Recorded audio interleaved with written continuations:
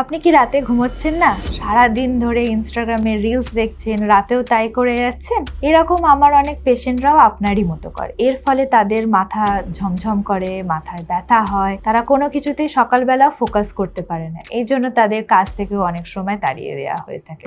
আসুন এই বিষয় নিয়ে আজকে আমরা আলোচনা করি।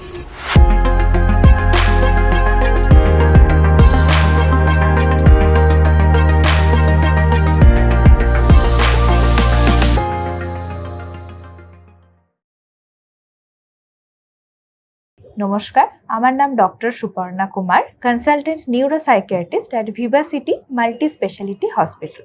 আপনার ব্রেনও কিন্তু তারও বিশ্রামের দরকার। যেমন আপনার মনে হয় আপনার শরীরের বিশ্রামের দরকার, সেরকম আমাদের ব্রেন সারাদিন খাটছে, তো তারও বিশ্রামের দরকার।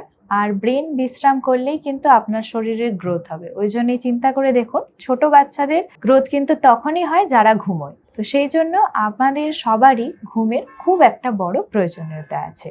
কিন্তু সেই ক্ষেত্রে আমরা যদি না ঘুমোই তাহলে আমাদের নানা রকমের সমস্যার সৃষ্টি হবে।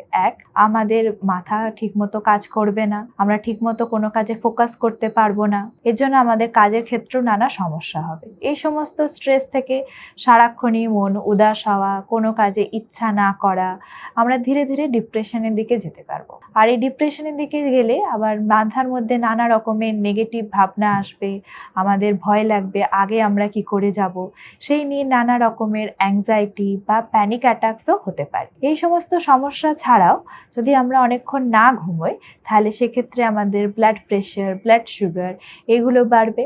আর এইগুলো ক্রমশই বাড়তে থাকলে সেখান থেকেও কিন্তু আমাদের স্ট্রোক আসতে পারে। তার সাথে আবার নানা রকমের ডিমেনশিয়া জনিত প্রবলেম যেমন অ্যালজাইমার হতে পারে, তার রিস্ক বেড়ে যায়, পার্কিনসনের রিস্ক বেড়ে যায়। নিউরোলজিক্যাল আর সাইকিয়াট্রিক যে কোনো সমস্যার ঘুম না হওয়ার কারণে বেড়ে যেতে পারে। ওর জন্য আমাদের ঘুম একদমভাবে ঠিক করতে হবে। এর জন্য কিছু কিছু স্টেপস আছে যেগুলো আপনাদের একদম ফলো করতে হবে। নাম্বার 1, আপনারা যখনই ঘুমোবেন তখনই একটা ফিক্স টাইমে ঘুমোবেন, একটা ফিক্সড রুটিন মেনটেন করবেন। যে বিছানায় বা যে রুমে ঘুমোবেন চেষ্টা করবেন সেই রুমে যেন ঘুম বাদে অন্য কিছু না করবেন। ঘুমের আগে একটু হালকা গরম জলে পা ধুয়ে ঘুমোতে যাবেন, লাইট অফ করে ঘুমোতে যাবেন। আর ঘুমানোর আগে কোনো রকমের মোবাইল ফোন বা কোনো রকমের টিভি বা স্ক্রিন টাইম বা যেখানে আপনার স্ট্রেস বাড়ে এই সমস্ত কোনো কিছু কিন্তু করবেন না। আর ঘুমোতে যাওয়ার আগে বাই চান্স আপনার মাথায় যদি কোনো নেগেটিভ চিন্তা বা কিছু ভাবনা এসে থাকে তাহলে সেগুলো আপনি জার্নালে বা সেগুলো আপনি নিজের ডায়েরিতে লিখে রাখবেন বা ফোনে সেগুলোকে রেকর্ড করে রাখবেন। তারপর আপনি ঘুমোতে যাবেন। আর যদি আপনার ওখানে বিছানায় শুয়ে শুয়ে ঘুম না আসে তাহলে আপনি কিন্তু একই বিছানায় থাকবেন না। ঘুম না আসলে সঙ্গে সঙ্গে আপনি ওখান থেকে উঠে যাবেন, অন্য যে কোনো কাজ করবেন, টিভি, মোবাইল, ল্যাপটপ বা যে কোনো স্ক্রিন টাইম দেখা ছাড়া। এই সমস্ত জিনিসগুলো আপনি যদি রেগুলার মেনটেন করেন তাহলে কিন্তু আপনার স্লিপ সাইকেল আগের থেকে অনেক ভালো হবে। আজ আমরা যে বিষয় নিয়ে আলোচনা করলাম সেই নিয়ে অনেকেরই নানা কোশ্চেন্স থাকতে পারে। তার জন্য এই ভিডিওর ডেসক্রিপশন বক্সে একটা লিংক দেয়া আছে, সেই লিংকে ক্লিক করলে আপনি আপনার কোশ্চেন জিজ্ঞাসা করতে পারেন আর আমাদের টিম সবসময় রয়েছে আপনাকে তার উত্তর দেওয়ার জন্য। এছাড়াও আমাদের মুক্তি যোগা টিম আছে যেখানে আপনারা চাইলে এনরোল করতে পারেন।